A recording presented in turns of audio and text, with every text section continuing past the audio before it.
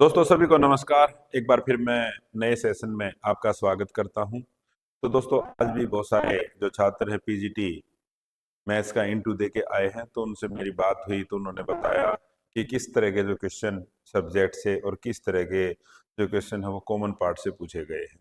तो दोस्तों नया क्वेश्चन कोई नहीं है, तकरीबन वही चीजें घुमा फिरा के जो हमने आप लोगों से मॉक इंटरव्यू में पूछे हैं और जो मैं अपने सेशंस में आपको बता चुका हूँ, वही क्वेश्चन आपसे पूछे गए हैं। ठीक है। तो अब बात ये है कि आपने धैर्य बनाते हुए एक शांत स्वभाव से इंटरव्यू के लिए जाना है। चीजें आप बहुत सारी, अगर आप मेरे सेशन आप लोगों ने देखे हैं तो बहुत सारी चीजें आप पढ़ चुके हैं, नई चीजें और कोई ज्यादा पढ़ने की जरूरत नहीं है। हाँ, एक करंट के लिए आप थोड़ा बहुत अखबार देख जाना 2-3 दिन पहले का, और जो अभी प्रधानमंत्री हमने जो बीमा सखी योजना शुरू की है उसके बारे में आपको पढ़ के जाना है। उसके बारे में भी क्वेश्चन किए गए थे, वो मैंने एक दूसरे सेशन में बता दिया था कि किस तरह के क्वेश्चन किए गए थे। तो दोस्तों ज़्यादा घबराने की ज़रूरत नहीं है, बिल्कुल एक रिलैक्स होते हुए जाइए कि आप किसी परिचित के सामने ही अपना इंटरव्यू देने जा रहे हो। बिल्कुल रिलैक्स होके जाना है आपने। तो आज मैं डिस्कस करता हूँ कि आज क्या क्या चीज़ें इंटरव्यू के अंदर पूछे गए। तो दोस्तों जैसा मैं स्टार्टिंग से पहले दिन से कहता आ रहा हूँ कि एनईपी के बारे में जरूर पूछा जाएगा। एनईपी 2020 के फायदे, ये दोस्तों पूछा गया कि एनईपी 2020 के फायदे क्या हैं। उसके बाद ब्लैक बोर्ड राइटिंग के नियम क्या होते हैं।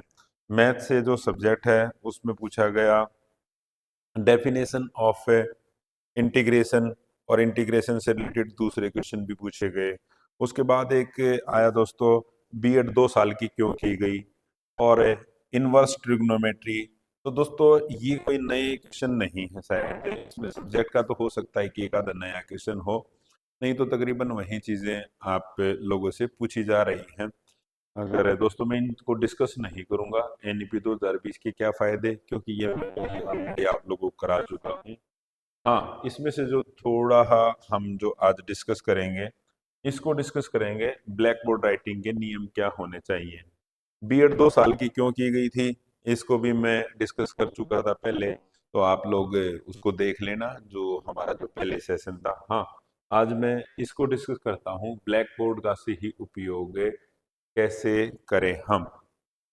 दोस्तों देखो, ब्लैक बोर्ड जो राइटिंग होती है, हम ये कहते हैं कि जो राइटिंग होती है वो एक टीचर की को एक अलग पहचान दिलाती है। यदि आप साफ सुथरा लिखते हैं तो क्लास के अंदर जो बच्चे हैं वो भी बड़ी उत्सुकता से चीज़ों को देखते हैं, और वो भी बड़े अच्छे ढंग से जैसा आप बोर्ड के ऊपर लिखोगे वैसा ही वो लिखेंगे। तो हमारी सब्जेक्ट नॉलेज के साथ साथ हमने बोर्ड का किस तरह से यूज करना है, किस एंगल में यूज करना है, ये सारी चीजें आपको पता होनी चाहिए। वो सारे साथी ऐसे लिखते हैं, ऐसे ये इस तरह से लिखते जाएंगे, ये लिखेंगे इस तरह से। तो दोस्तों अगर आप इस तरह से लिखोगे तो पीछे वाले जो स्टूडेंट को बिल्कुल नहीं दिखाई देगा। ठीक है। तो एक तो आपका जो एंगल होना चाहिए वो इस तरह का 45 डिग्री का होना चाहिए, और जैसे इस तरह से आप लिखते चलो, और बीच बीच में आपकी नज़र क्लास में पीछे होनी चाहिए। हम ऐसे लिखते हैं, ये बिल्कुल गलत है।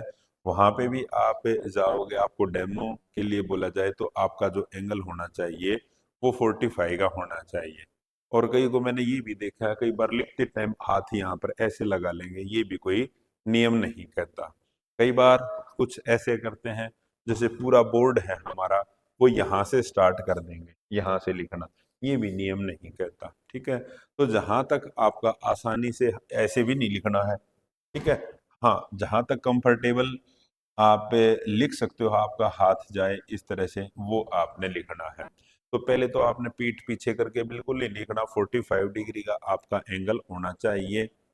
और कई बार साथी क्या करेंगे, डस्ट साथ में रखा उसको हाथ से मिटाने लग जाते हैं, वो चीजें भी नहीं करनी है। एक हाथ में आपके पास मार्कर होता है, एक हाथ में आपके डस्टर होगा। और मार्कर की कैप को भी कई साथी ऐसे करेंगे, एक हाथ में कैप लेंगे और जो क्वेश्चनिंग करेंगे ना बीच में, उनको ऐसे एक बार बंद कर दिया, खोल कर दिया, ये चीजें नहीं करनी है दोस्तों। ठीक है। तो ब्लैक बोर्ड राइटिंग के नियम क्या होने चाहिए आपके। एक तो दोस्तों पहली बात तो राइटिंग जो साफ सुथरी होगी, ठीक है, उसको हमने मतलब जो सभी उसको सभी को अच्छा लगेगा। हम साफ सुथरी रखें और पुरानी लिखावट को पूरी तरह से मिटा दें। एक समय में केवल उतना ही लिखे जिसको छात्र आसानी से समझ सके। भाई आपने इतना ही लिखना ताकि छात्र आसानी से समझ सके। कुछ साथी ऐसे करते हैं कि बहुत बारीक बारीक से एक बार में ही पूरे बोर्ड को भरने की कोशिश करते हैं, वो बिल्कुल गलत होगा। तो आपने उतना ही लिखना है जितना आसानी से समझ। लिखावट जितनी साफ और स्पष्ट होनी चाहिए आपकी। अक्षरों का आकार देखो, क्लास में अक्षरों आप उस बच्चे को लेकर देख के लिखिए जो क्लास के अंदर लास्ट में बैठा है। आपकी कोशिश ये होनी चाहिए कि जो मेरे द्वारा लिखा गया लास्ट में जो बच्चा बैठा उसको दिखाई दे जाए। आप बहुत छोटा लिखोगे तो जो उसको जो पीछे बच्चा बैठा उसको दिखाई नहीं देगा, उसको देखने संबंधी प्रॉब्लम होती है, उसको बिल्कुल नहीं दिखाई देगा। तो दोस्तों आपका अक्षरों को शब्दों का आकार बड़ा और स्पष्ट होना चाहिए ताकि पीछे बच्चा भी देख सके। और हैंडराइटिंग, ब्लॉक लेटर और सरल हैंडराइटिंग का उपयोग करें। समझदारी से जगह का उपयोग करें। समझदारी कैसे, मतलब मैंने आपको बताया था कि हमने बोर्ड को अपने हिसाब से बांट लेते हैं। हम शुरू करना है, ठीक है, आप पूरे बोर्ड का यूज करना। अब यहाँ से आप लिखना शुरू कर दोगे ऐसा भी नहीं, ठीक है। तो हमने हम लिखना शुरू करते हैं तो जैसे इस बोर्ड में यहाँ से लिखना शुरू किया गया है हमने, ठीक है। तो आपने इस तरह से ध्यान में रखना है कि ब्लैक बोर्ड को आपने एक व्यवस्थित ढंग से लिखना है, उसमें सारी चीजों को बांट के। उसके बाद आगे लिखते समय मैंने अभी बताया था कि थोड़ा हाँ कोण बना के लिखना है। आप ऐसा ना लिखें कि ढक जाए। आपका जो एंगल होना चाहिए दोस्तों वो कितने डिग्री का, 45 का, ऐसे चलना चाहिए। 45 का, ऐसे नहीं होना चाहिए, ये आपने ध्यान रखना है। और उपकरणों का ध्यान रखें, साफ चाक का उपयोग करें। आमतौर पर जैसे दोस्तों तो चौक तो हमारे को जैसे हम मिलते हैं वैसे यूज करते हैं, लेकिन इतनी लंबी चौड़ी बात नहीं है। जैसे कुछ आजकल तो बड़े अच्छी क्वालिटी के चौक आते हैं, तो डस्ट फ्री चौक रखोगे तो आपको भी उससे ठीक रहेगा और क्लास के भी बच्चों को भी ठीक रहेगा। और नहीं तो कई बार जिनसे डस्ट होती है उनसे आपको भी एलर्जी हो जाती है। तो एक चौक है ना, वो डस्ट फ्री चौक है, वो आपका पूरे बोर्ड पे राइटिंग कर सकता है। उसके बाद आपका जो डस्टर है वो साफ सुथरा होना चाहिए। और कई बार हम जो बोर्ड राइटिंग करते हैं उस पर कुछ महत्वपूर्ण बिंदु होते हैं, उनको हमने हाईलाइट कर देना चाहिए। ये जैसे मैं ये कहता हूँ, मैंने अंडरलाइन कर दिया, इसको रूप से साफ किया जाए, ऐसा होना चाहिए। मैंने इस चीज को अंडरलाइन कर दिया, भाई महत्वपूर्ण चीजों को अंडरलाइन कर देते हैं। और कई बार बोर्ड पे ऐसा है जहां पर हमारे को डायग्राम की जरूरत हो, वहां पर हमें डायग्राम भी बनाएं। उसके बाद दोस्तों लिखते समय ऐसा नहीं है कि मैं लिखता रहूं। जब हम लिखें तो साथ के साथ उस चीज को बोलते भी रहना है ताकि मैं बच्चों के साथ कनेक्ट हूं, बच्चों की भी मेरी क्लास के अंदर भागीदारी रहे। ऐसा नहीं कि मैं चुपचाप ऐसे लिखता रहूं, ऐसा बिल्कुल भी नहीं। मैं जो उनके साथ की साथ उसका उच्चारण करता रहूं, ठीक है। लिखते समय छात्रों की ओर मुड़कर बोले ताकि वो निर्देशों को समझ सके। मुख्य बिंदुओं को क्रमबद्ध तरीके से लिखें और पाठ के अंत में पुनरावलोकन पुनरावलोकन करें। लिखते समय आप अधिक लिखने से बचें। और हम हो सकता है कि हम बोर्ड पे तो लिख रहे हैं, उसके साथ के साथ हम में कुछ ऐसी चीजें हैं जो हमारे को बोर्ड पे ड्रा करने में मुश्किल होगी, या इस तरह से उनके यदि हमारे पास कोई मॉडल वगैरह हो तो वो चीजें भी हम लेके आ सकते हैं, ठीक है दोस्तों। तो ये चीजें आपकी ब्लैक बोर्ड राइटिंग में होनी चाहिए। तो दोस्तों मैंने आप लोगों के साथ ये चीजें डिस्कस की है कि इस तरह से आप लोगों को ब्लैक बोर्ड राइटिंग अच्छी आपकी साफ सुथरी हो, इसके लिए क्या नियम होने चाहिए, ये चीज भी आपको पता होनी चाहिए। और वहां पर भी दोस्तों जाओ, जब भी आप क्लासरूम को छोड़ो वहां से, तो आप की ने ये ध्यान रखना कि मेरे को ब्लैक बोर्ड साफ करके बिल्कुल आना है। जो चीज आपने वहां से उठाई वहीं पे रख देनी है। जब आप ब्लैक बोर्ड पे जाओगे तो एक हाथ में आपने डस्टर रखना है, एक हाथ में अपने मार्कर रखना है। ऐसा नहीं डस्टर वहां पे रखा है उसको फिर उठाने के जाओगे, इस तरह से नहीं।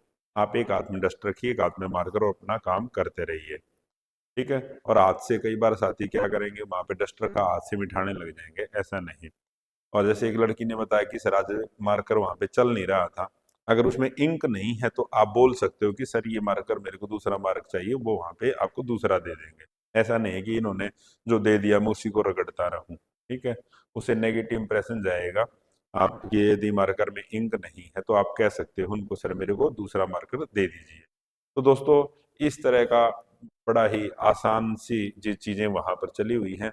और हमारे साथी जिन्होंने मॉक इंटरव्यू हमसे दिए थे, उनके अच्छे नंबर उनको मिलेंगे। कई साथी ये कहते हैं कि सर हम आता सब कुछ है लेकिन हमारे अंदर हेजिटेशन है। तो हेजिटेशन आपकी दूर होगी, आप हमसे जुड़िए। अभी आप लोगों के लिए जो बैच चलेंगे, कॉमर्स के आएंगे, उसके बाद हिस्ट्री का बैच है हमारा, और दूसरे जैसे एसएससी है, सीजीएल है, सीपीओ, बाकी सभी बैच हमारे यहाँ पर दोस्तों चले हुए हैं। तो आप हमसे जुड़ सकते हो, गूगल प्ले स्टोर से आप हमारी ऐप डाउनलोड कीजिए। हम आपको बेहतरीन बेहतरीन जो मार्गदर्शन देंगे, और आपको इंटरव्यू के अंदर अच्छे नंबर मिलेंगे। जैसे पिछले जितने भी रिजल्ट आए हैं, हमारे साथी अच्छे अंक लेके आए हैं। हमारे कुछ स्टूडेंट तो पहले 2 या 3 में उन्होंने अपना स्थान बनाया है, जितने हाईएस्ट नंबर लगे। बायोलॉजी में 9.4 थर्ड हाईएस्ट नंबर है हमारे। और दोस्तों, यदि आपको कोई भी जानकारी चाहिए तो 9994068888 पर कॉल कर सकते हो। आज के सेशन के अंदर इतना ही। जय हिंद, जय भारत, जय हरियाणा।